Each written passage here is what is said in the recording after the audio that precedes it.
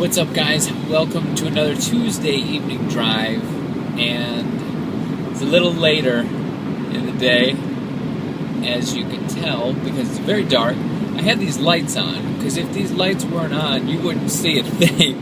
It is pitch black in here, but light is on, because we got to get this going. It is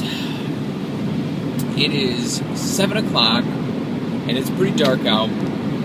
But I just got done eating dinner with my parents. I met up with them to give them their car back, get me my car back. For work, I borrowed my parents' vehicle because they were nice enough to take my vehicle into the car place to get an automatic start put in, which they got me for my birthday. But we had to schedule a time to get it in. Couldn't get it in until now. So I took it in, and I couldn't do it because I'm at work, obviously, during the day. So I had their car, they had my car. After work, we switched it back. So that's why I couldn't record this earlier. The video will probably be going up a little later. That's the excuse. That's what's going on. I ain't lying. But, real quick, I wanted to tell you guys, great suggestions on Twitter for the cooking stuff. I sent out a tweet and I just said, what do you guys think as far as different ways to cook chicken? Because I try to eat healthy, but it's starting to get difficult. Because I was eating this boneless, skinless chicken breast.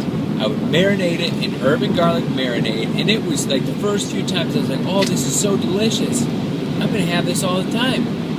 I'm going to be healthy and it's going to taste great. But after doing that over and over and over, having it every day, like I would make it for the week. So having it like for lunch, having it for dinner, 3-4 days in a row, and then the next, having something the other days, the next week doing it over again.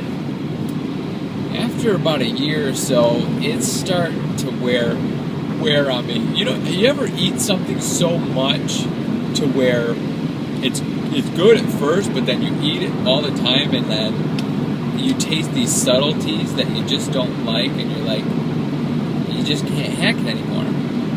So that's where I was. So I wanted to see what you guys think about different ways to prepare chicken. So I liked your ideas, so thanks for that. Anyone who mentioned bacon, I love it. Man, people were talking about wrapping it in bacon, doing some other stuff. Oh, love it. But I do want to say I'm very excited that the new Black Ops 2 map packs just came out today for Xbox 360. I'm going to be getting that.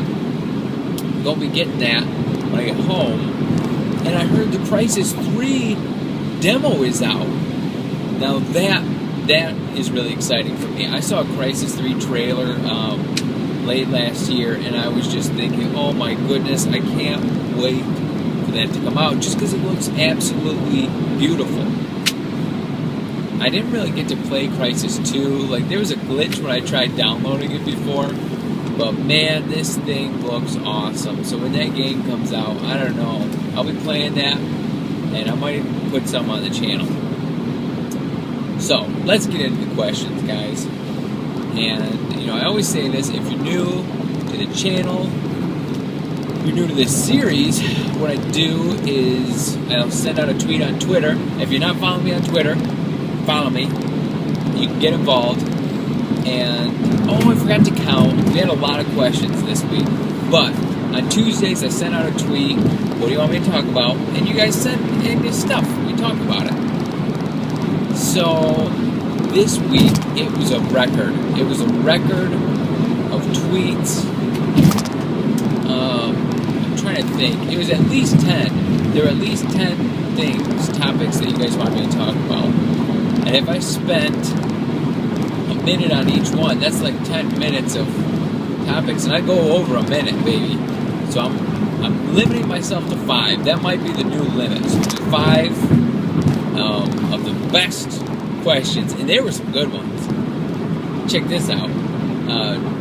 Drewson of the 43, a frequent participant, wants to know what my favorite season is. Do I like winter, or am I ready for it to get warm again? Dude,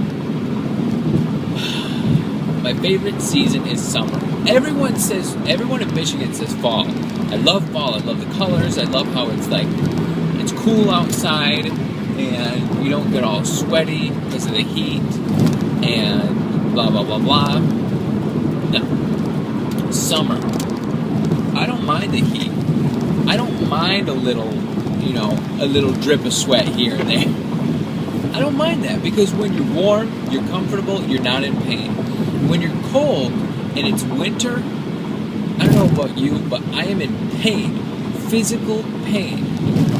And it's difficult too when at work the heat isn't really good, because the place the windows aren't insulated well. My desk is next to a window, and it makes me cold all day. It just causes all day pain. And I don't know why I'd want pain. You go outside and it's real pain because the wind's blowing. But winter is okay. If winter was just 1 month, I'd be cool with that. But winter lasts a long time here in Michigan. And I don't know. I love the way snow looks. When it's snowing, there's snow on the ground. It's nice and white. It hasn't gotten all dirty. And it's kind of warm outside. That's nice. I could do that a few days, but not for months. It's just, after a month of winter, bottom line, I'm done with it.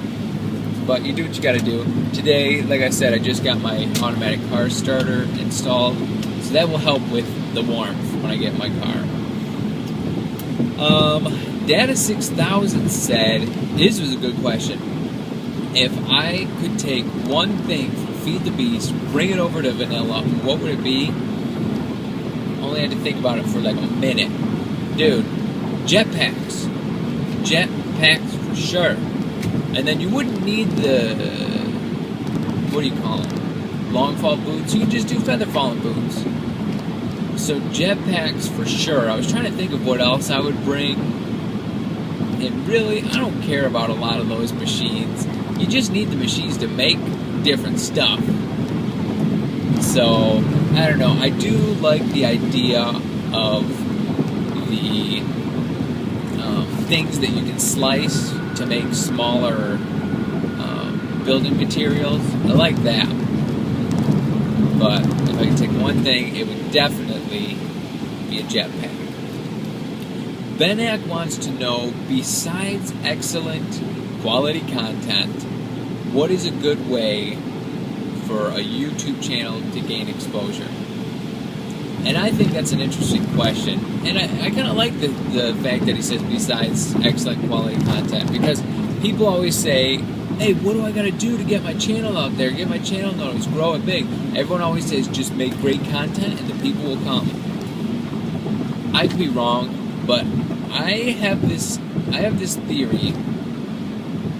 And I have this theory because of experience from what I've seen, watching tons of people's channels, and even with my own. You put out content that you really believe in, and, people can say, nope, that's not the road. People can say, your content is amazing, but just putting out really good content isn't enough. And I think it was at one point, maybe about a year, 2 years ago, there weren't a lot of channels putting out high-quality content. But now, high-qualty content is the normal. Everyone, if you're doing Call of Duty content, everyone's got a HD PVR. They're putting up 720p. Everyone's got good mics. You can get a cheap snowball, So the audio quality is good. The video quality is good. Before, that was rare. But now everyone has good quality. And, having a good personality, that helps. That'll help your channel grow faster than others, but that's not enough either. And, I think if you really want your channel to become big, You gotta have videos that people are dying to see. Just stuff that is amazing. And it's not easy. I kind of study it. I look at channels like Freddie Wong. And that guy is gaining so many subs. I can't remember how many subs. I think it's like 10,000, around 10,000 per day. But he puts so much work into his videos. He's got a whole team together, and they put out videos that you just have to see. Like, if you miss them, you're really missing out. And, you know, other channels, they're huge just because they had a good idea. Like the bad lip reading, all they do is just take the video and just, you know, do the bad lip reading thing, and it's just hilarious. People gotta see it. But it's huge, so you gotta figure out what your thing's gonna be, and sometimes it's like hitting the lottery, you know? You got an idea, everybody loves it, and then you're golden. So, yeah, that, and then, you know, networking. Networking is huge. You know, doing videos with other people, becoming friends with other YouTubers, that's a good way to get exposure. Last question, Bodog, if I could dual com with any YouTuber, who would it be? And I'm not sure if I would change my mind if I thought about it more. But I think at this point, the first name I could think of would probably be C Nanners, just because I've been a fan of his for a while. And when I first started watching his videos, I wasn't doing YouTube videos my own. I wasn't even thinking about doing it, but I just liked Call of Duty. I liked watching tips and watching people be awesome at the game. And this guy is just amazing at the game, and his commentaries were really good. And I just felt like there were a lot of things that he said that I could relate with. And I was like, you know what? I think we got a lot in common. So I just thought it would be cool if just two of us did a little dual commentary one day. Just because he seems like a cool guy, very thoughtful person, and I feel like I'm the same way to some extent. I like to think about life and, you know, just think about deep thoughts sometimes, or just notice things about life, games, stuff, just everything. I don't know. But like I said, it'd just be cool to do dual commentary with him. Yeah.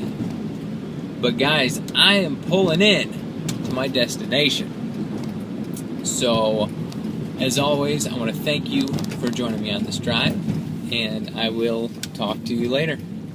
See ya.